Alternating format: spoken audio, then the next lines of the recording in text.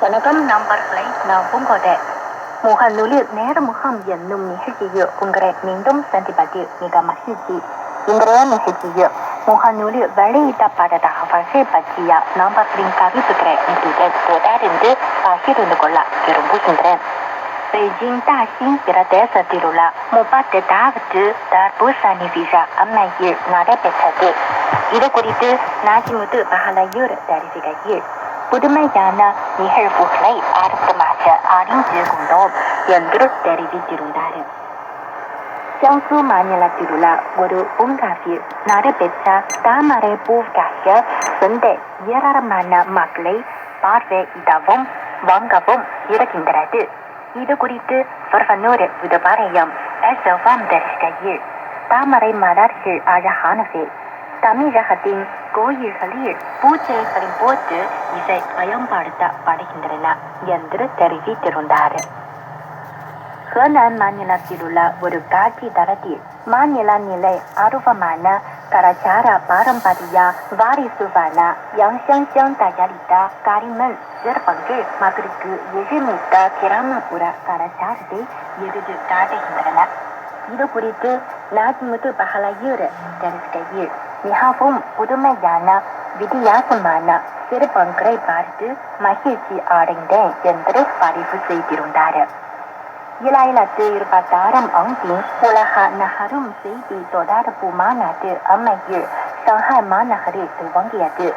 6G நகரும் செயற்கை நுண்ணறிவு, ஸ்மார்ட் மருத்துவம், அறிவார்ந்த இணைப்பு, வாகனங்கள், செயற்கைக்கோள் மற்றும் நிலப்பரப்பு சாரா நெட்வொர்க் தகவல் தொடர்பு முதலிய முன்னணி துறைகளின் முன்னேற்றங்கள் இம்மாநாட்டில் காட்சிக்கு வைக்கப்பட்டன. இது குறித்து மதுரை சோசமுக சுந்தரம் தெரிவிக்கையில், அற்புதம் நல்வாழ்த்துக்கள் என்று பதிவு செய்திருந்தார். அன்ஹுய் மாநிலத்தின் ஹுய்பை பகுதியில் எழில்மிக்க கிராமிய நெடுஞ்சாலையை உள்ளூர் அரசு கட்டமைத்துள்ளது.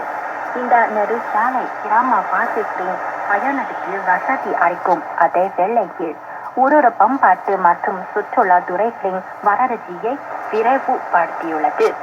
இது குறித்து பரவனூர் புதுப்பாளையம் SFM தெரிவிக்கையில், மிகவும் அழகான சாலை என்று தெரிவித்தார். பிலிப்பைனின் லிங்கன் செயலில் உள்ள ஒரு குளத்தில் மீன் கொட்டி பறவைகள் மீன் பிடிக்கும் போது நீர் தெரிகின்றன. இது குறித்து நாஜிமுத்து பஹலையூர் தெரிவிக்கையில், பறவைகள் உயிர் வாழ்வதற்காக மீன்களை பிடித்து உண்ணுவது மிக அற்புதமான ஒரு நிகழ்வு என்று கூறினார். உயர் வேக தொடர் வண்டியின் மூலம் யுன்னான் மாநிலத்திற்கு பயணம் மேற்கொண்டால் அருமையான காட்சிகளை கண்டு மகிழ்வதோடு மனதில் அமைதியையும் பெறலாம். இது குறித்து பரவனூர் புதுப்பாளையம் SFM தனது பதிவில், யுன்னானின் தனித்துவத்தை அடையாளப்படுத்தும் அழகிய நிழற்படங்கள் என்று தெரிவித்திருந்தார். கோடை காலத்தில் மேலதிகமான பயணிகள் ஹாங்ஜோ நகரில் இன்ப பயணம் மேற்கொள்வதோடு விடியற் காலையில் சீஹு ஏரியில் மலர்ந்திருக்கும் தாமரை மலர்களை பறிந்தும் மகிழலாம். இது குறித்து மகிழ்ச்சி என்று மதுரை சோசமுக சுந்தரம் பதிவு செய்திருந்தார். 重庆மாநகரைச் சேர்ந்த சிசு துஜா இன தென்னாசி வடத்தில் அமைந்துள்ள குவாங்சு தேசிய நிலை சுற்றுலா காப்பீடத்தில் நடன நிகழ்ச்சி அண்மையில் நடைபெற்றது. பாசோ நடன நிகழ்ச்சியில் 10,000 மக்கள் பங்கெடுத்தனர். இது குறித்து பரவனூர் புதுப்பாளையம் SFM தனது பதிவில், இத்தகைய நிகழ்ச்சியில் மக்களிடையே ஒற்றுமை மற்றும் இணக்கத்தை ஏற்படுத்தும் என்று தெரிவித்திருந்தார். சரி நண்பர்களே.